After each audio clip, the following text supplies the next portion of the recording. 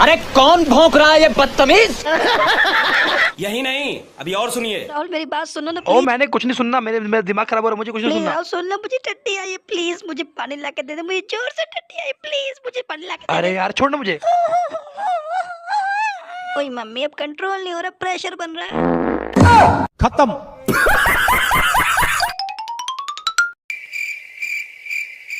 आज exactly 10 AM मैंने 4 मूली के परोठे खा लिए, जिससे कि मेरा पेट खराब हो गया। अब मेरा पेट कंट्रोल में नहीं है, मुझे टट्टी आ रही है। मैंने अपने बॉयफ्रेंड को लोटे में पानी लाने के लिए बोला था, लेकिन वो कमीना लोटा लेके आया ही नहीं। गजब बेइज्जती है।